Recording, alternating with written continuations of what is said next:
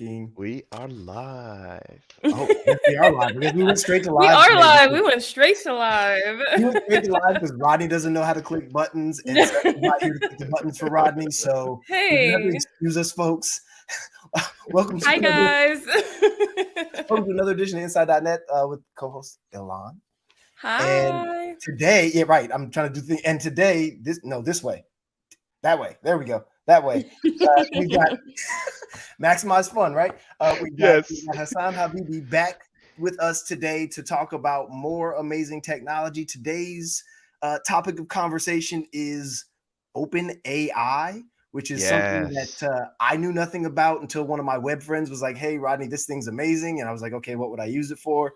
And I've had questions about it ever since. So, we're going to jump right in, and I'm just going to ask you, okay, what is OpenAI? Absolutely. It's a company or an organization that was set up about 4 years ago. It was led by a gentleman called Sam Altman. He had a dream, right? He had a dream to kind of build, artificial general AI, right? And the idea here is to be able to just, go in the Turing test, to be able to go in a box and ask the computer a bunch of questions. And it's so good and it's so realistic. It feels like it's coming from a human being. It just kind of really focused information. It gets to some levels that you wouldn't even imagine when it comes to the perfection of the output of it. To put all of this in kind of simple terms and kind of show people just up ahead what we're talking about here, imagine this. Let's just say, this is ChatGPT right here. Oh, Of wait, course. hold on. You're moving so fast. Yes. There we go. I'm going. That's ChatGPT right there. Now it's there.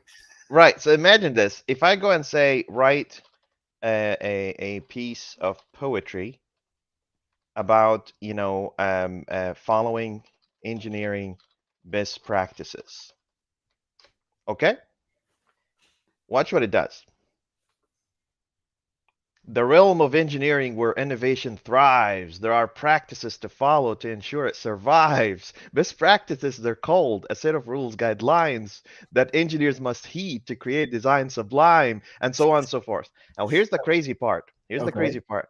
Can you convert that? Can you reword that as if it was a Tupac song? Watch this.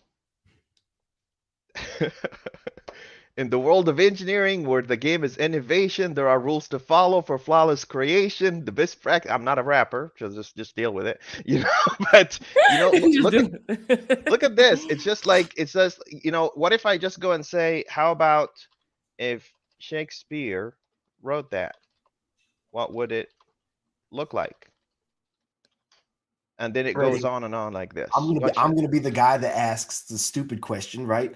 Okay, so it wrote poetry the first time. Why is the second time so amazing? Right. You said that's because not the it's amazing real. part.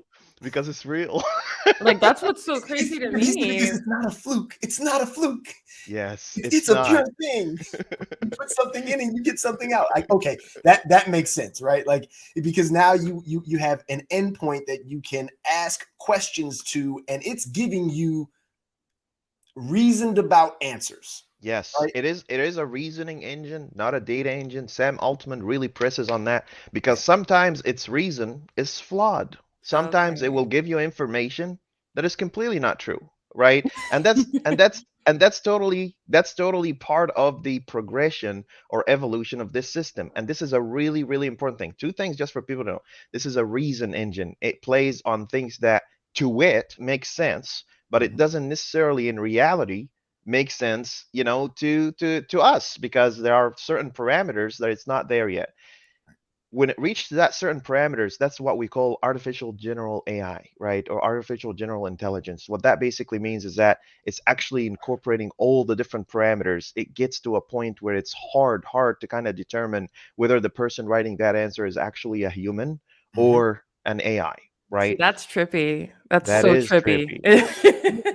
But it's not though, right? Because like the whole concept of it is, right, like you said, it's real, right, and it's flawed, right, and it's a reason engine, no different than me or you, right? I've been flawed before. I've given people incorrect information before and had to come back and say, oh wait, no, I was wrong. So how is that any different than anyone else's learning? I see what you're saying. But sometimes it's just really obvious things. Like if you tell it, hey, 5 women were pregnant, right, in March 1st, 2022.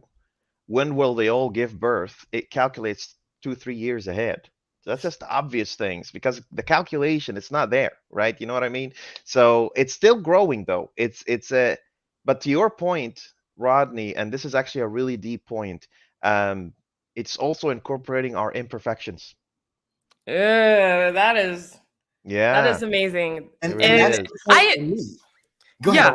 So, okay, what is the difference between OpenAI and just regular AI? Is there a difference? Is it like an open source type of situation? Like, what is it? OpenAI is not open source. But the standards of it are like, how they built this, like the APIs are, you can consume these APIs and whatnot. It's a product of AI. Like Bard from Google is also a product of AI. ChatGPT is. Bing is built on top of that. It has its own Azure Cognitive Services. And there are so much efforts now around the world, people that are trying to make this technology accessible, cheap, and also be able to run offline, which we will also talk about, here in a little bit. Spicy. But the one thing I wanted to kind of just talk about mainly today is that I was just talking to Rodney about this, before we started the podcast or the stream, and I know that there's a lot of engineers out there that could use this today. They could benefit from this. They want to learn this. They just don't know where to start. They just don't know how to begin. And even if they know where to start, if you have the videos and the documents and the code and everything, it's still a very lonely, kind of endeavor to learn on your own. Yes. So I decided, I swear to God, this is exactly how it happened. One Friday night, I called, a friend of mine who's in Australia. His name is Brian Parker. I said to him, hey, you want to go on a stream with me and build a library on top of OpenAI so people kind of see how to use OpenAI in the .NET community, but also we can learn as we're building the library, this way? He was like, yeah, sure. Let me go just, shave my beard and come right in. I was like, that's optional. You don't have to do that, Optional. And we started the stream. The stream hit almost 8,000 views, just first hit, which kind of, have you guys ever been in a situation where just something hits you right and you know that this is what you're supposed to do right here, right now? Flow. Yes, flow. Exactly. That's exactly what happened. And we went out there and we basically said, I said to him, I don't know, I never done live streams before. I usually pre-record. I usually just pre-record and just put it on my channel. I've done live streams in other channels, but not this particular channel. And I basically said, hey, let's just go out there and just build it. Okay. To my surprise, people started joining in and they started building the library with us. I just want to show you, what happened there. Yeah. If you look at, that is amazing. Yes. You're there we go.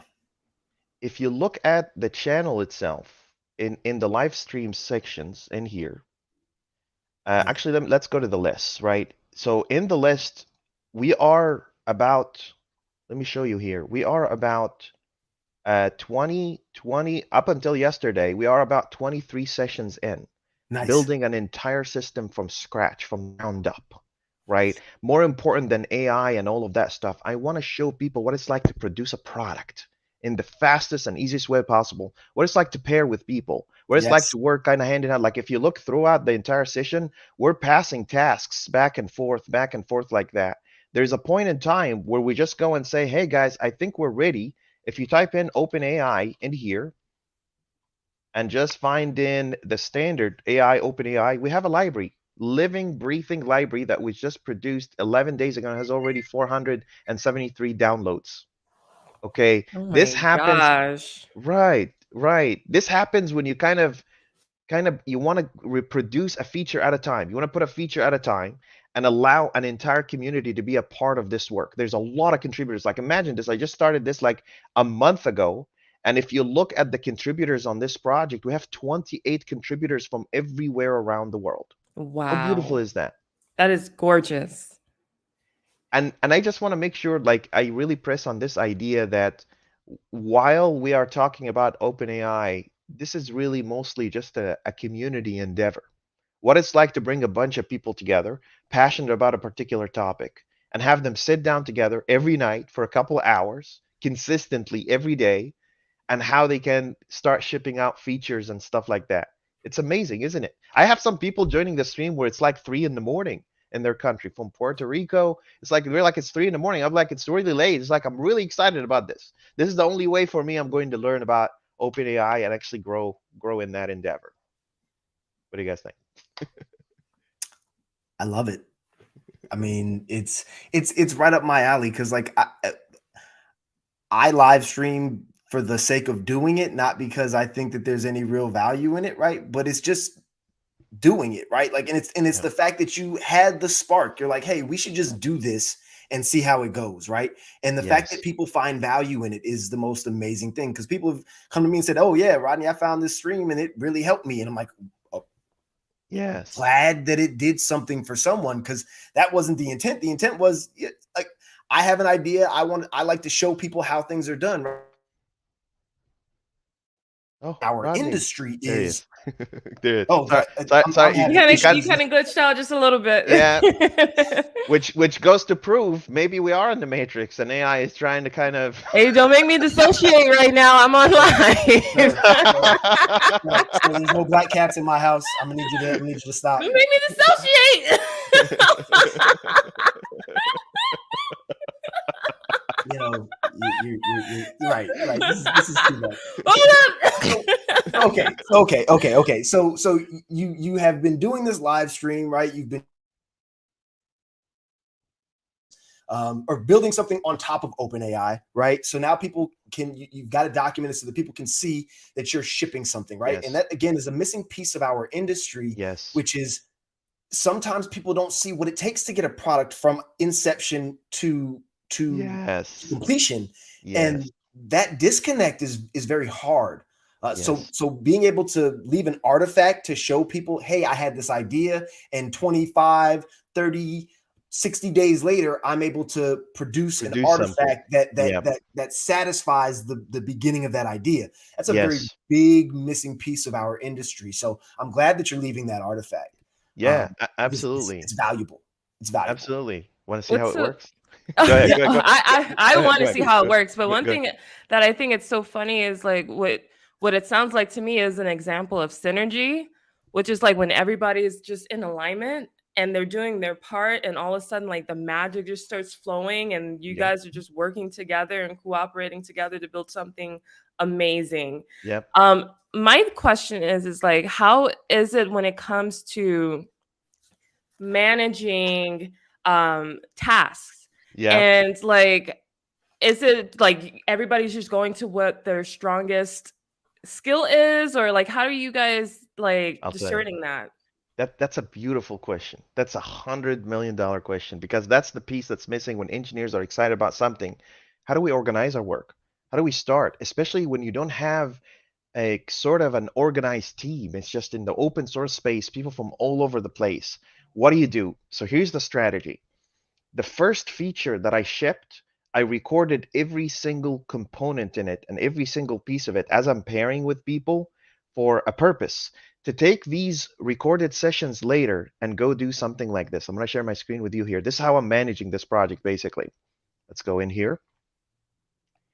And you're going to see on the left side here something called milestones. And these milestones are basically the features that we want to implement, right? And every one of these milestones, you're going to see closed ones and opened ones and all that good stuff, right? Inside these milestones, you're going to find issues. Every one of these issues, if you go inside one of these issues, you're going to find all the documentation and the recording from the original session, because we're following strict standardization. So you do it once, you do it a million times. There is no surprises there. You know, when there is something that needs a little bit of research, you can go do a research. But the documentation of the task is super important. Where does this task fall within the components of the standard? So you can see here, here's what we want. You know, here, I want you to make sure that the endpoint is working with the API. You know, find the references, you know, check out what brokers mean. It takes you to the documentation about our engineering standards and guidelines, how you can construct that. But also, here is how the standard community have developed a similar feature. And the beautiful thing about all of this is that the community breaks down long sessions like these into segments so you can navigate real quick and find the piece that you want. If you go into further tasks up here, it will even tell you, hey, you can't actually execute this task until this one is completed. And it shows you a status on whether the task is complete or not. We're leveraging GitHub, the heck out of GitHub. We're making GitHub work the way it was supposed to make sure that, people can actually get, all the information they need. And then at the end, I basically say, hey, claim this issue. We'll give you 24 hours to solve it. If not, we will reassign it and move on. And as you can see, people can say, I claim this issue and I can move forward with it. I can implement that feature. You get to see where you are on the map, what feature you're working on without having to have daily 3-hour meetings. You don't have to have planning and grooming sessions. You don't have to have even stand-up sessions. You just need to write all the details in there and let the community pick it up and run with it. What do you guys think? That is wild. That is So, wild. what I would like for you to do is I'd like you to bottle this so that we can sell it, right? Because this is the secret. Like I make the joke, but this is the secret sauce, right? Like, yes. How do you work in a distributed?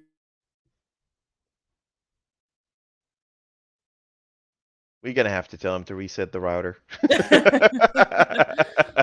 Yeah, you cut out just a little bit. It's okay. I know it's an amazing question you're asking. It's been a rough day.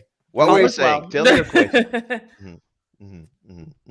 What was the question? Well, there is no question. It's this is the way. I mean, this is how you run a distributed project to ensure your standards are maintained. Exactly. Have you ever heard how much engineers really hate meetings? They don't want to be in long meetings. They don't want to be stuck into grooming and planning sessions. How do you minimize that? If you write an engineering standard and you tell people, here's exactly the things that I want, and you actually put the time and effort into the documentation, give people examples. Don't just drop them in the middle of the ocean. Don't just tell them build a boat. What kind of boat? Small boat, big boat? What color is it? Where does it go? What matters to me, right? I usually tell people, and this is something very common in the tech industry. You guys know this, the rubber duck, the rubber duck kind of idea. You try to explain the task to a rubber duck. How much detail are you going to go into to make a rubber duck understand what you're trying to accomplish?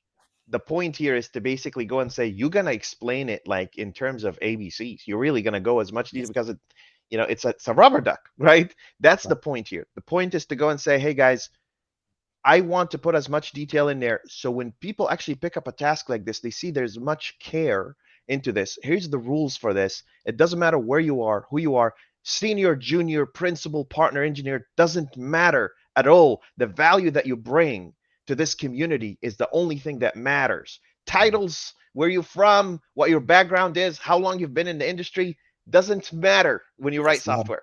Doesn't matter at all. At all. In fact, I'll tell you this much. One of the biggest contributors, these are people I've never met ever in real life. You see that second contributor in here. This guy, his name is Gudmundur. He's from Iceland, right? And he's just a student. He's doing his thing, and he stumbled upon the stream, and he delivered an entire feature all by himself. He just picked it all up, end to end, just like that. Random person out there in Europe, right? Working throughout the night to make sure that they feel like they're part of a community. They got an entire feature, like he's ranking second in the highest contribution, to this project. That's not a coincidence. Amazing. That's amazing. No, it's not. Good. It's not. Yeah. Well, so okay. This is amazing. I feel like we could do an entire, like you and I could sit here and talk for a couple of hours on this alone, right? Because the reality of this is this is almost magic as it exists in our community, right? Because this is low friction for the developer, high yield of code, like there's very minimal barrier to entry. So that's amazing. But you still haven't told me what this thing does. Ooh. What does it do?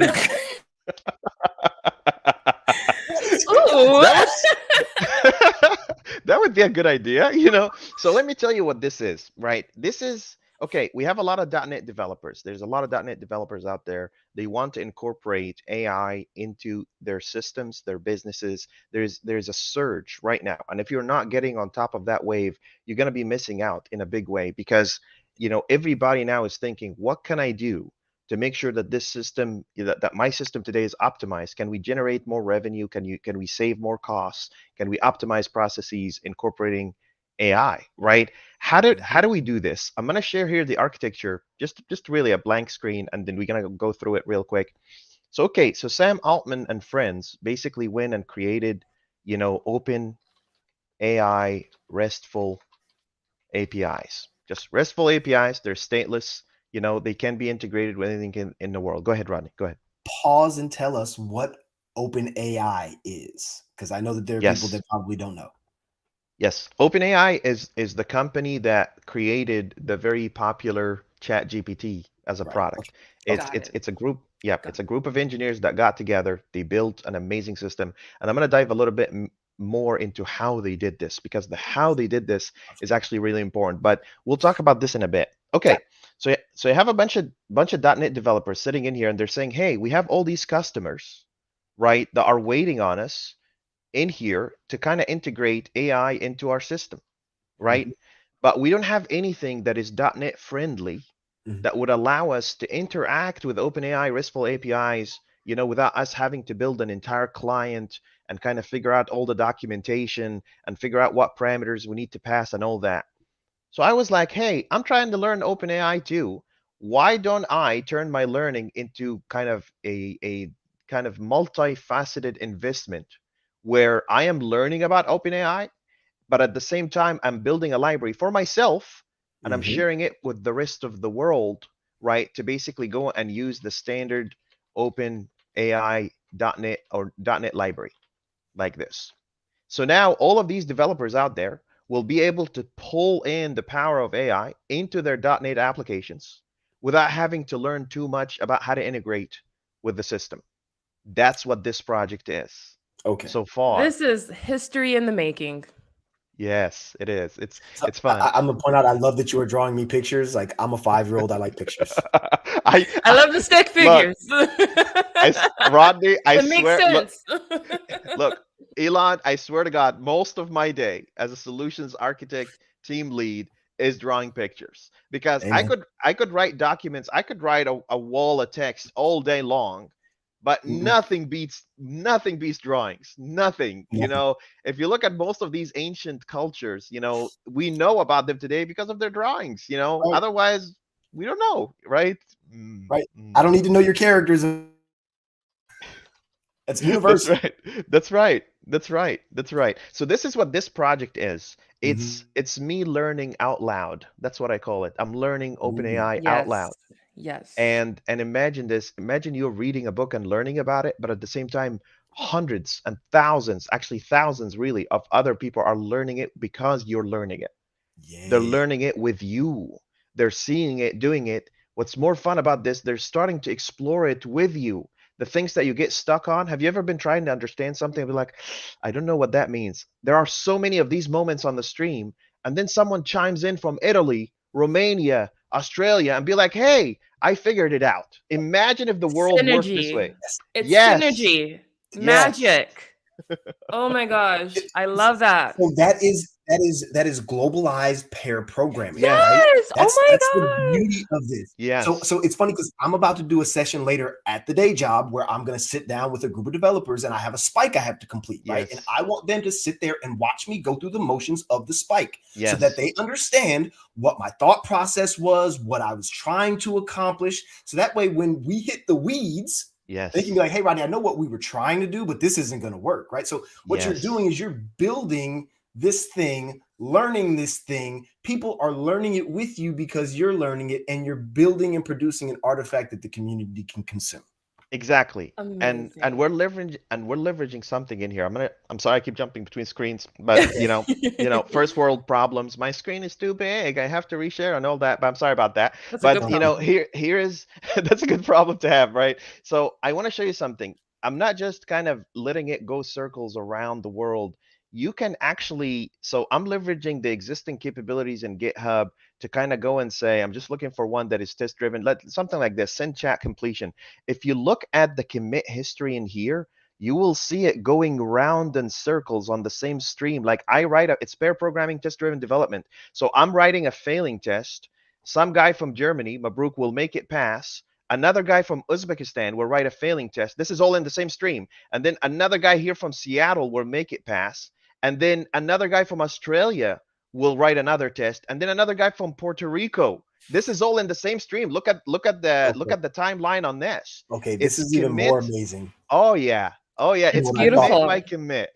It's gorgeous. You're literally pushing a failing test to a branch and letting someone else, while you're live on the stream, make the test pass and then commit it back to the same branch. Yes. And then I could cry. This is just wonderful. I swear, if all guys, software was built this way, the world would be a better place. Right? Look, what's more important, and what a lot of people told me about this kind of methodology, I call it pair program pure pair, meaning that, you know, you're pushing one commit per action. You know, I see a lot of pull requests where it's just whip and completed, and you have no idea that, like, the history is gone. You don't know what happened there. But look at this. I'll just count with you how many countries are involved into this just one feature to make a chat completion. So this is the US, this is Puerto Rico, this is Uzbekistan, that's 3, Germany, that's 4, Australia, that's 5, and then here is England, that's 6. 6 countries. The thing is going in circles, like around the world, on a live stream. I love it. I love it. You know what a lot of people told me about this? They said, hey, I don't need, you know, this kind of fulfills me in a way that's more than just learning software engineering. I feel like socially fulfilled. I feel like I have friends and people that I hang out with and I can write code with, and I feel like a part of something bigger than me, right? Isn't that great? Isn't that beautiful? This is so amazing. Because literally for me yesterday, I was thinking, like, you know, like, I love to code, but my thing is I don't like to code alone. And I don't like to just do coding exercises. I get bored with that. Like, for me, it's about, like, the human aspect, the connection. And I was thinking, like, shoot, like, if there was a coding opportunity where we can all just hang out and, like, come to solutions together and be cool with each other, that would be awesome. So to see this is like, dang. This is the way, right? And you know, someone from an executive in some business, you know, was asking me this the other day. Said, doesn't this slow down when you have 2 engineers or 3 engineers on the same task? And I said to them, no, because you don't get stuck. You never get stuck because there's multiple brains pushing with you at the same time. Right. But here's the other beautiful part about this. Your code will always be at the highest possible quality. So you don't have to wait for a pull request to have 50 comments on it, because the people that are commenting on your code are actually participating into writing that code with you. Right? And that's the advantage, right? You get the highest possible quality, especially when people are working together, be like, oh, I'm stuck here. Some engineers are a little bit proud. You know, they will let themselves be stuck for days, you know, before they ask for help. That used right? To be me. Imagine. Look, if I can't figure it out in the first cycle, I'm asking somebody. You gotta raise your hand, somebody right? know something that I don't know, because I don't want to waste time. I got a limited amount of time. I don't want to waste it on being nope, it's not necessary. Imagine, especially for introverted people or people that are a little bit too proud to ask, you know, imagine if the session is dedicated for when they get stuck, someone has their time dedicated, because their success is your success and your success is their success. Like, they can't move forward with completing their task without helping you. Now you're intertwined. Your fate is intertwined. You have to help each other. I love how we're, like, touching on this, because for me, like, I got burnt out a lot from coding because of the part where you get stuck. And it, like, I would get stuck for, like, weeks, and I'm like, and I would be prideful because I felt like I had to be a good problem solver, and it was, like, wrong, like, you know, a little wrong or, like, embarrassing to reach out and ask questions. But it's like, no, I love that you guys are just like, help. Please. Elahn, Thank you.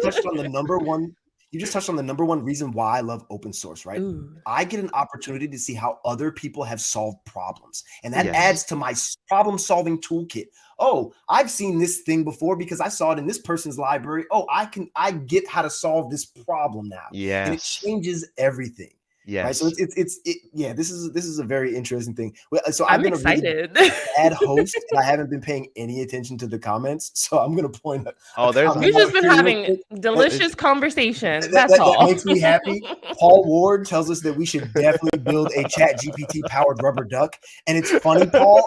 I actually had that idea.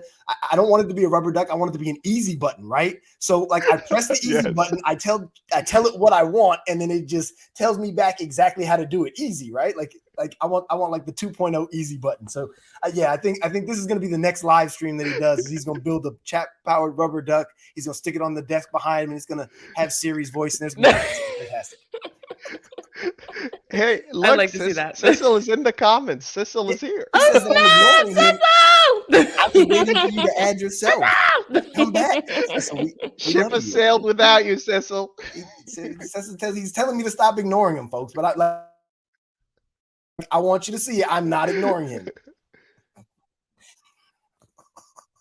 Oh my goodness. Yeah. So this has been a fun and exciting day full of understanding how to build open source, how to consume ChatGPT. So, okay, we're a good chunk of the way through the stream. Do you have any like code samples?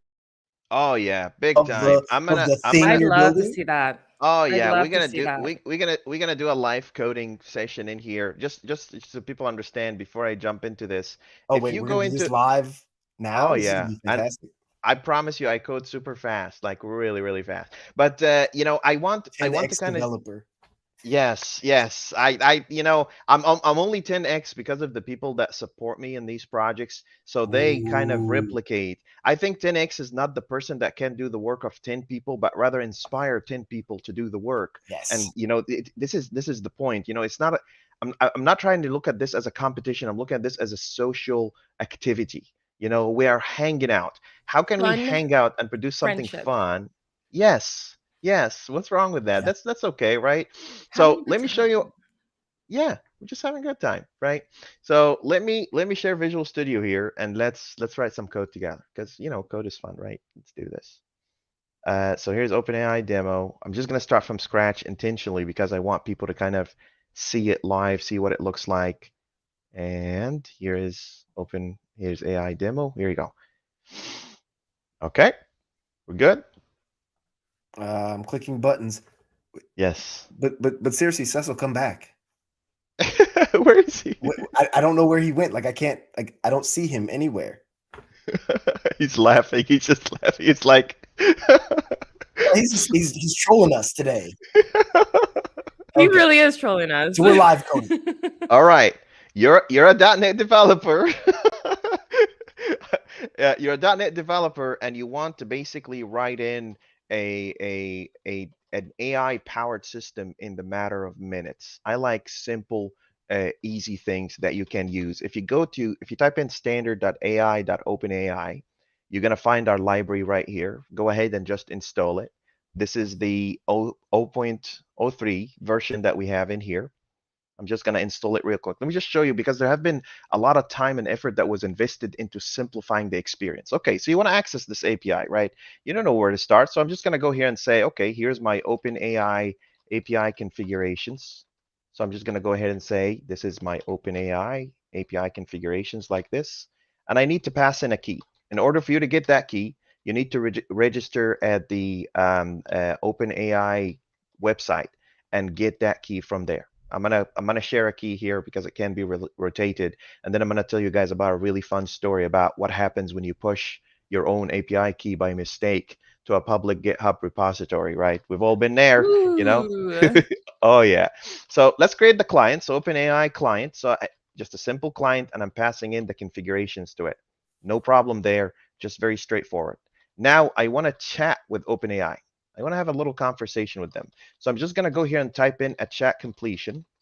Right. And here's with that extra parentheses. Yeah. Oh yeah. Yep.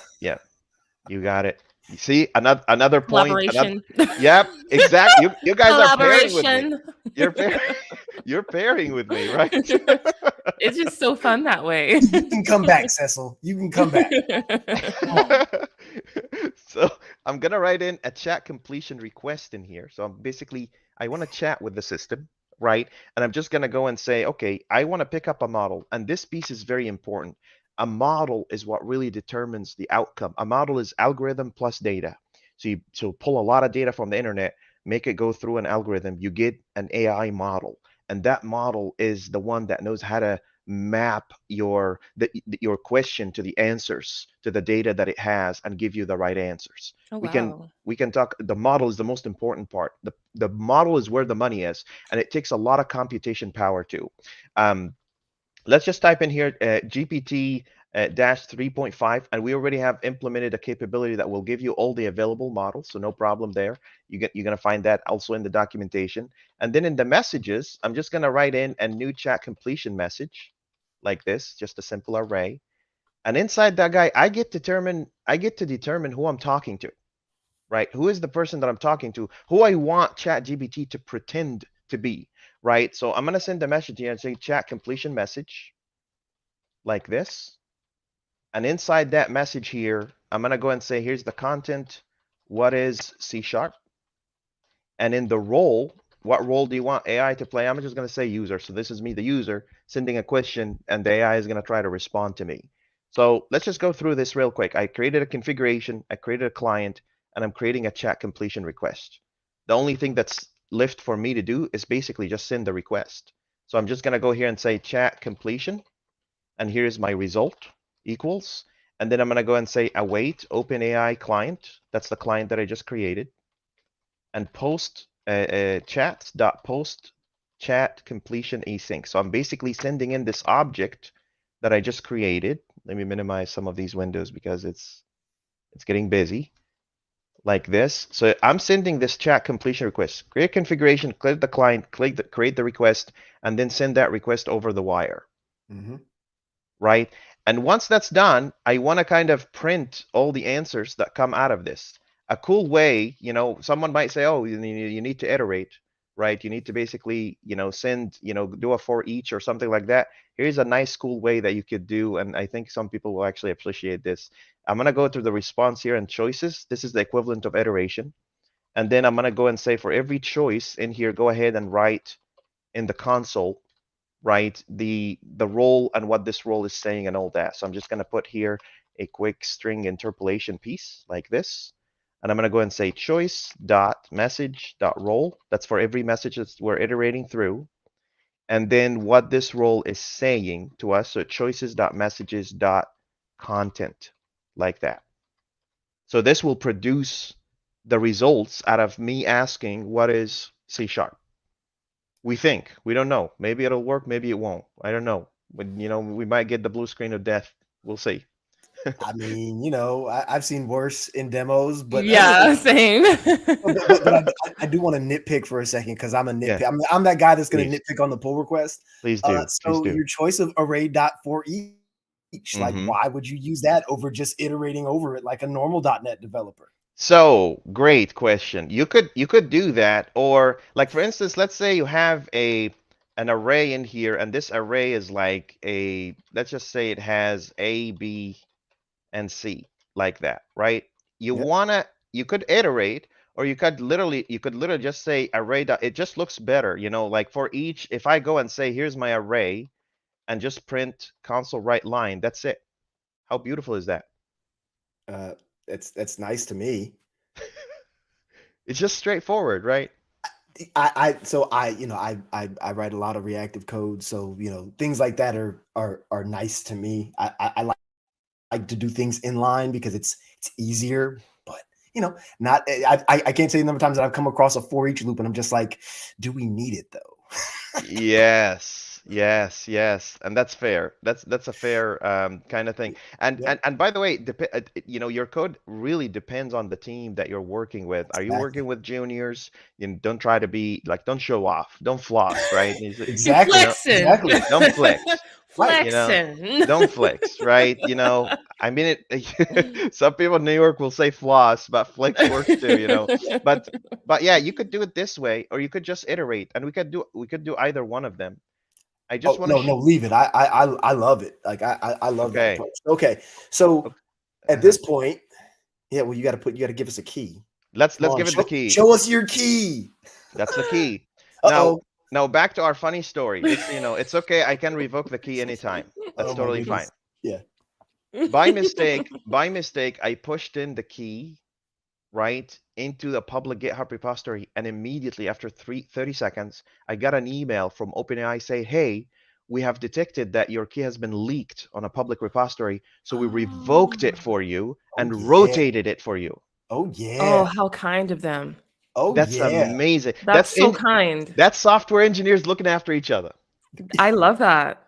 I love that. That's kind. Oh man, that is like love it. being a good steward of your fellow developer. That is beautiful. That shows that there are still good people in the world. Literally. Oh, man, that's amazing. Literally, that's a great the feature. beauty of this. That's a great feature. Okay, does it work though? I don't know. Does it work? I don't know. We'll find out. If I'm gonna try to run it. Figure it out, right? We're three able-bodied developers. We'd be four if Cecil would come back. He actually has a chat in the chat, but he just won't come join the stream. It's like he's like he don't want to deal with us today. Cecil, come. So let's try to run this, right? .NET run, and then I'm gonna, I'm gonna run it from here. I swear I'm not trying to show off. I'm just trying to kind of because I can't. Yeah, flexing. I'm flexing. Do you, bro? It's cool. You do you. Cecil says, when are we gonna get some... Boom, it doesn't work. There you go. That's why you don't do fancy stuff. I need to build the project. Been Cecil there, done that. Says, when are we gonna get some more reactive extensions on the show? Oh, he also says, I'm in another meeting. So to answer his question directly, whenever it's funny because I've got Mike Stonis I want to bring back and ask him some questions. I can always do something on reactive, but I'm sure people get tired of hearing me talk about technology. Yeah.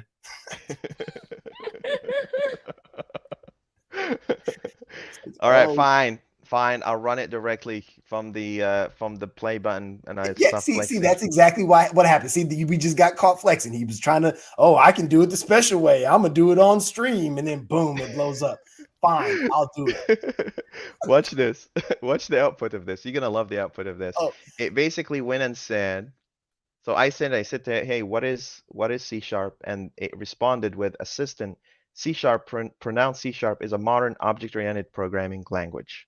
So you fully are integrating and talking to OpenAI. You could put that in a loop and you could continue to chat with it. The one feature that I really wanted to show you today, but unfortunately, I'm still kind of getting some things around, is me using this library to generate AI on the fly as I am telling it to do things. And I'm going to show you that right now in a video because I recorded it in a video. Are you guys interested? I'm going to share the audio here. And then I'm going to go and share this and watch this. Fasten your seatbelt because this is going to be good. I'm telling you. Adding to the screen. Here.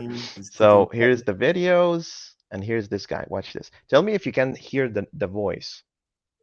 In it. Can you hear it? Can you hear me talking in the video? So, yeah. Good. Let's do it. Watch what I did here. Make a web page with a button in it. Make the background of that color green.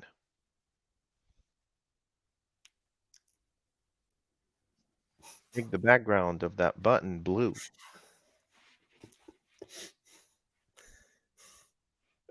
Make the text color inside that button white. I'm done. I'm shutting the stream down. I'm done with you.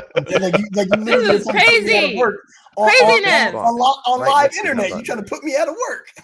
Wait for it. Wait for it. Watch this. When I click the button, show text inside that text box that says, "Hello, OpenAI."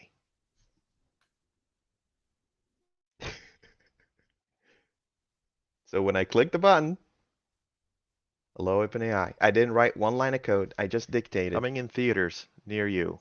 Wow. Wow. So Rodney's like, unbelievable.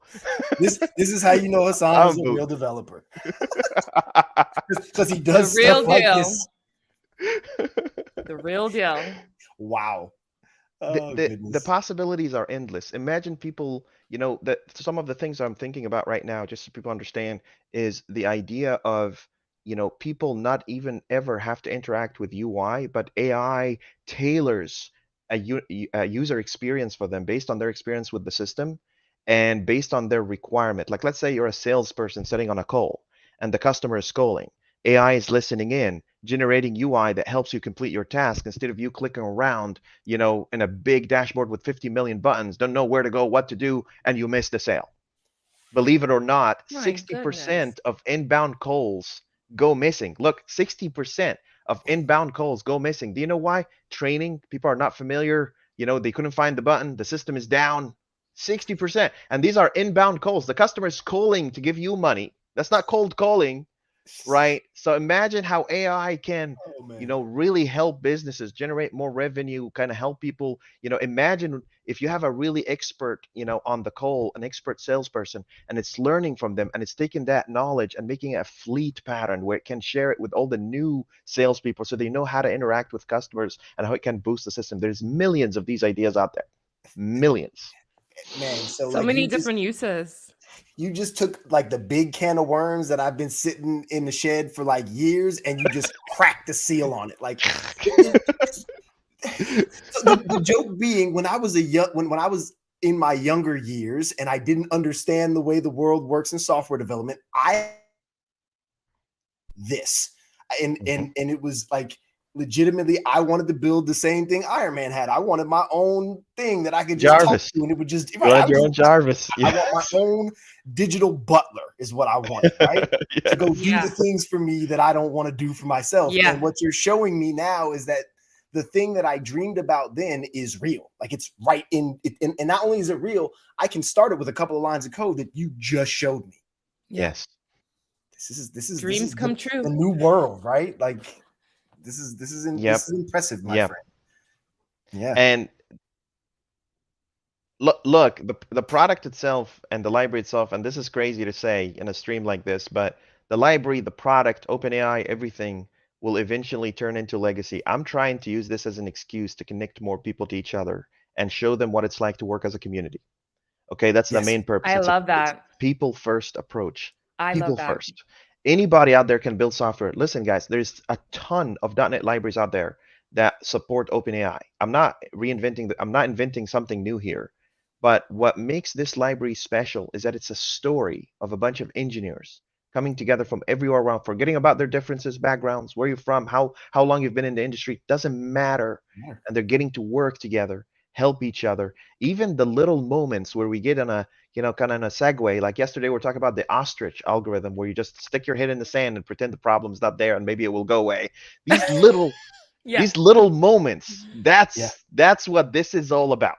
I love that's what you're passionate about, because like sometimes I feel like and I've talked about this on Twitter, is like sometimes even with the introduction of AI and what it means for us to be developers using AI, it's like sometimes we need a story. Humans connect to stories rather than just lines of code.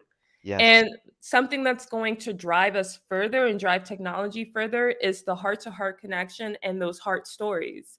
So I love that that's very important to you.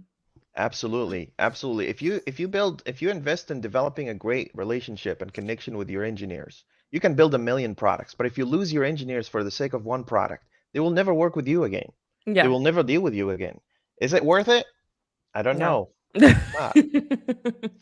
So I'm not gonna lie to you. Like, I know that we were supposed to talk about the whole OpenAI and all that, but the interesting part about this to me is really more so the sauce that you have created with this product. The product, like you said, is unimpressive to a large degree, right? What is impressive is how you've literally detailed something that, in my opinion, most software shops get wrong.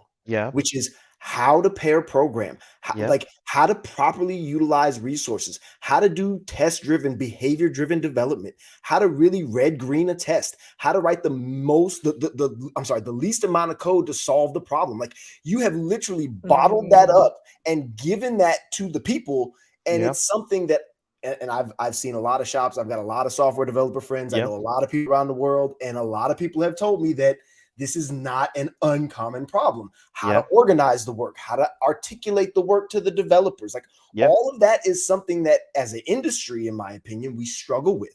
So to me, that's the beauty of this is, like you said, that's the real thing, the human experience, the fact that you have shown that you can have 8 minds from around the world solve a problem. Yep.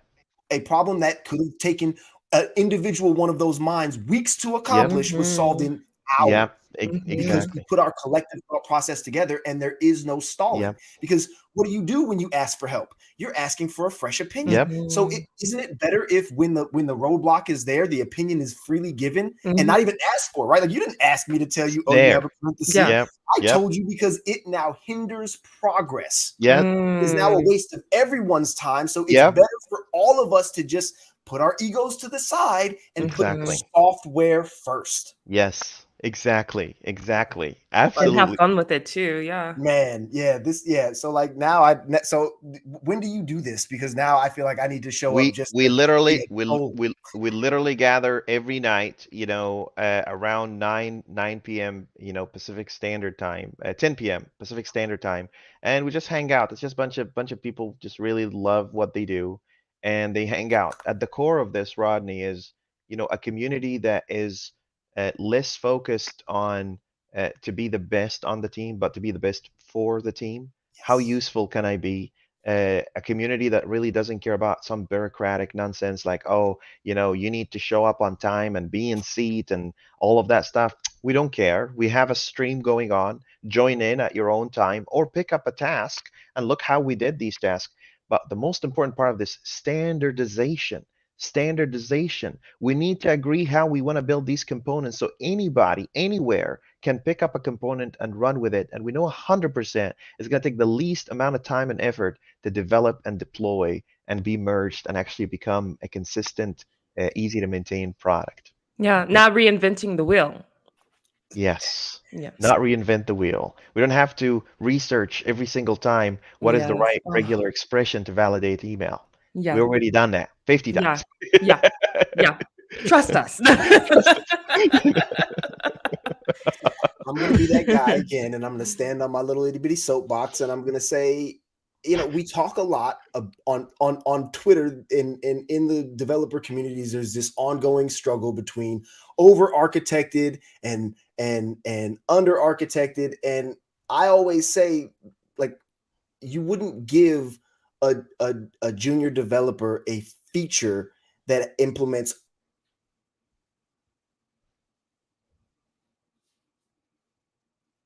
of over and under architected is irrelevant to me. I want architecture. I want some pattern by which this system says this is agreeable. So that way there's no question. Yes. And if the pattern's wrong, if we do it wrong, that's fine. We correct. It's no big deal. But I'm not going to spend hours over architecting a thing. I'm not going to just let it go out into the wild and expect it to come back tame. I'm going to set a standard and say, this is how we intend to do it. And if anybody can raise their hand and say, you know what, that won't work. Matter of fact, one of the best testers, QA engineers I've ever worked with, stood up in a design session and told me, Rodney, that won't work. We're drawing on a whiteboard. And she says, that won't work. What do you mean that won't work? And she explains to me why it won't work. And in that moment, I made a friend, right? Like, because now I haven't wasted time. I love that. That was it. That was the moment. Because you have helped me save time, which is precious, right? You can't get that time back. You have lives. We can't get that time back, right? So if we are doing what we can as a team, as a focused unit to drive everything to ground as quickly as possible, we as a team are stronger and faster than any of our individual parts. Yes, absolutely, 100%. If you ask me, like, I'm going to put on my engineering manager hat here for a second, say, what is the biggest wasters of time for software engineers? Too much meetings and arguing over things that could be standardized and agreed upon, and we move forward from there so we can focus on the things that matter the most. That's what the standard does. That's what the standard community is trying to resemble. And I'm glad that I could just pick up a topic like OpenAI and just kind of show people that, here's the thing, Elahn, here's the thing, Rodney, we could talk about theories all day long.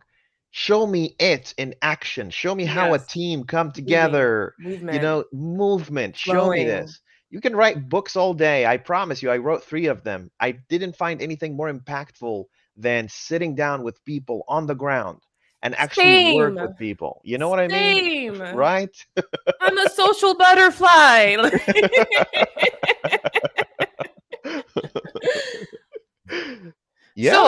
So for people who are interested in doing this, like what is your GitHub? Like what is the YouTube channel, and how experienced do they need to be in order to participate? And No honestly, these experience questions, required. these questions are for me too, because I'm like, Yeah. that sounds Let me If tell he's you gonna fun. this. let me join, then there's no requirements. I would love to have you guys on these streams, for so many reasons. Like as many people as possible coming in, and with your experiences, it just kind of brings in a completely new flavor to the whole endeavor. And I'd really love to kind of, have you join in. Let me just show you how you join in. First of all, if you go on GitHub, search for something called the standard OpenAI. Right? If you search for that, and I'm going to send the links, so there's probably 50 million of these, but I'm going to send the links here, and let's see here. I need to write it exact. Let's say so github.com, and here's OpenAI, and here's standard.ai.openai. This is the repository.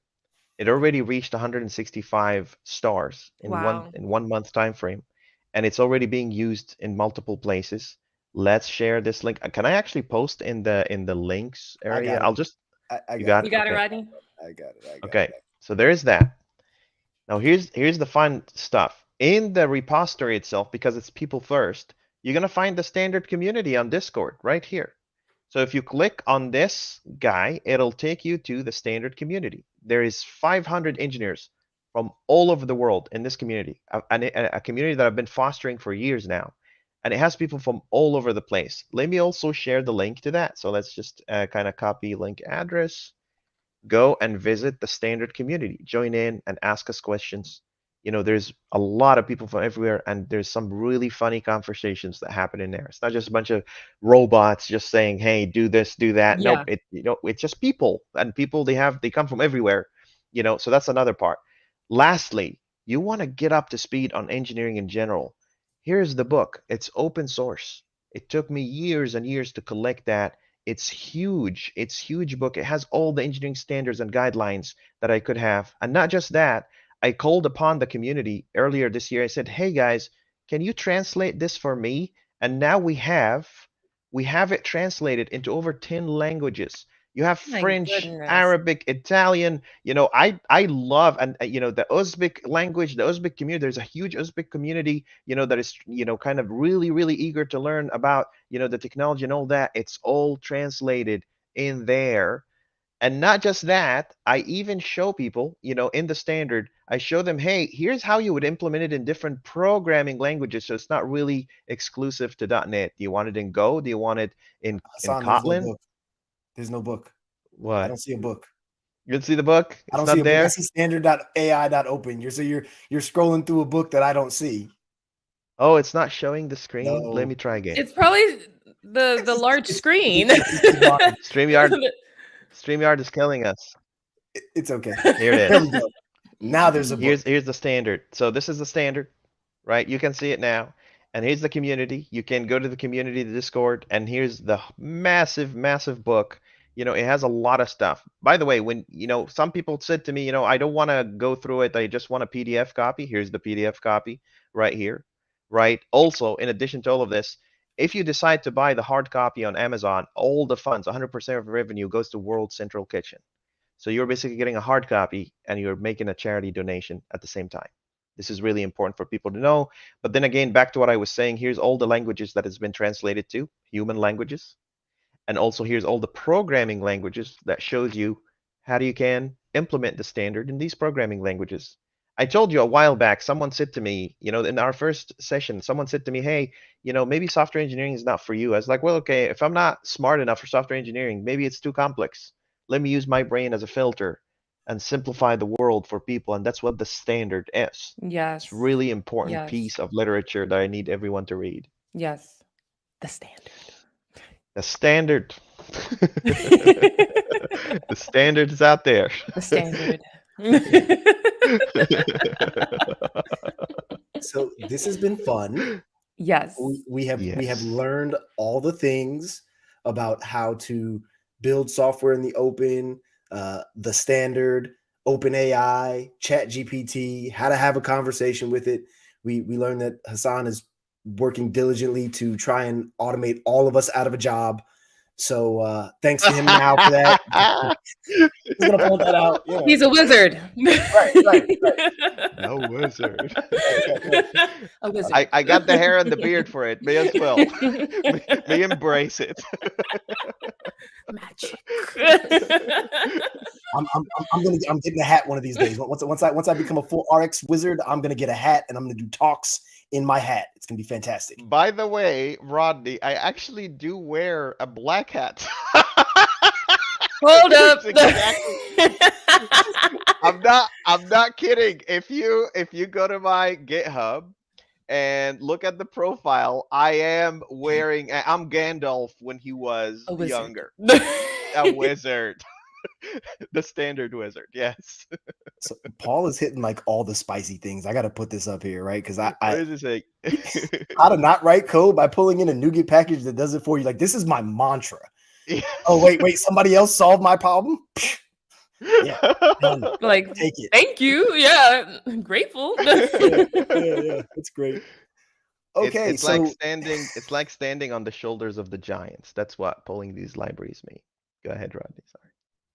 But I mean, that's software as a whole, right? Like, yes. think of all of the developers that used to have to deal with punch cards, right? Like, they suffered so that we don't have to, and right now we quote unquote suffer so that the next generation doesn't have to. Right? So how do we constantly build a bridge to make it better for the next set of people that have to come in and maintain that crap that I wrote 2 years ago, right? Yep. Like, putting it to great use.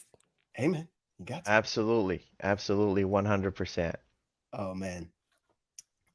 All right, I kind of don't want to end the stream because like I'm having so much fun here, but I know, me too. So I'll go ahead and be the oh god, ask Hassan about no toasters. No toasters. No toasters. Like, what is no this toasters. So one of the principles that we have in the standard community is that a lot of senior engineers would come in and figure something out, they learn how it works, and then they go automate it. So the junior engineers that come in, they have no idea how that works, right? They don't get that experience of actually learning how to build something together. So people will build like a bunch of little tools and be like, oh, there's 50 knobs you have to turn so we can do that. I feel like it takes away from the learning experience for the junior engineers to kind of get into that. If you have like a team of junior engineers, you want to let them build the entire thing end to end. Don't try to do magic for them, right? Don't try to do magic for them. Let them build the experience end to end, because it's people first. I want you to learn. The product will be legacy. You will not. Our relationship should not. So that's what no toasters mean. Don't go and automate. That's the word things. right there. Right. There are things you can automate that is around the project. Like we do have build pipelines and do the build for us and all that. I don't go tell people, hey, go build it manually on your computer and I'll take your word for it. But when it comes to developing the components, sometimes people take it way too far. Rodney or Elahn, have you ever been in a situation where you're joined a project and be like, oh, you just have to inherit this magic component and it does all the stuff for you, and then it ends up the magic component is just a dumpster fire of all kinds of craziness that you have to fix. It just happens sometimes.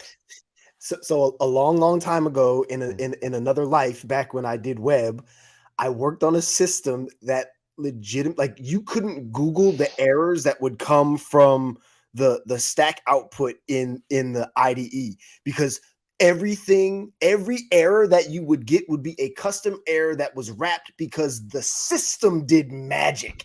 Now, the magic the system did was fantastic, but the spin up time for an average developer on the system was 6 months. A killer. Yeah. If I can't Soul crusher. If I can't walk in day one and start adding value as a developer, I feel like I am less than good. And that immediately will paint the picture of how I interact with this software for the remainder of the time that I'm there. You should seek to reduce that as much as possible. Documentation, letting them build the components, letting them see how the components are built, including them in design sessions. Like, show them all the things. How else do juniors become seniors? How else do seniors become architects? How else do architects become, like, how do you learn if not somebody showing you a path? Yep. Like, let's Absolutely. stop with all of this. I'm trying to keep job security nonsense, and let's make the industry a better place, because there's going to come a point where I'm going to be on a project where you wrote some code, or you're going to be on a project where I wrote some code, and you're going to look and say, Rodney, what were you doing when you wrote this? It's going to happen. It's going to happen, because I haven't always been good. I'm not good now, right? Like, yes, absolutely. Always getting better. Yes. So always getting better. Right. So like, embracing that concept is fantastic. I'm going to steal your sauce, just so you know. I'm going to steal your sauce, and I'm going to try and replicate it as much as possible. I want everyone everywhere to see the standards, see our practices, because it brings a lot of happiness. A while back, I was working on a team where someone said to me, Hassan, I stopped going to therapy sessions because I'm getting the fulfillment. I don't need a therapist anymore. I swear to God, word for word. They said, I'm pairing every day. I have 4 hours dedicated in my calendar every day. I get to talk to someone. I get to sing with them. I get to watch funny YouTube videos with them and get work done with them. Word for word, you know, it works. Changing it works. lives, not just works. It's changing people's quality of life. It really does. It really does. Quality of life. It really does. I mean, look at how this community is growing. Look how people are just super, you know, excited about being part of the stream. Sometimes we kind of just poke at each other and laugh, but people get out of it, be like, I wrote code, I learned something new, and I have friends to hang out with and talk to. How beautiful is that, right? Yeah. Okay, this is the last one, I promise, because we're just gonna keep going if we keep at this any longer. So Paul says, basically, if the code can't improve, I didn't learn anything. And yes, that's the whole point. This perpetual place of learning, fulfillment through learning, like enjoyment of solving problems with people, for people. Like, go forth and impact. Yeah, like go impact someone's life. Make it better. Yeah. Yes. That's the lesson for today, right? So this has been another edition of Inside.net. Hassan, it has been a joy having you here as always. Yes. I enjoy interacting with you. I think that you have found literal magic. And if we can get the rest of the world on board with that magic, I think the development community will be healthier. Thank you for having me. Both of you, I appreciate it. And Cecil, whatever you are, thank you. I appreciate you all. As we close, I want to point out, I am not ignoring him. He didn't come back. He didn't come Abandoned. Abandoned. He tried to blame me live in front of everyone. Like, oh, Rodney wouldn't let me in. Anyway, you folks have a wonderful day, and we'll see you next time. Thank you all so much. I appreciate you. Take care.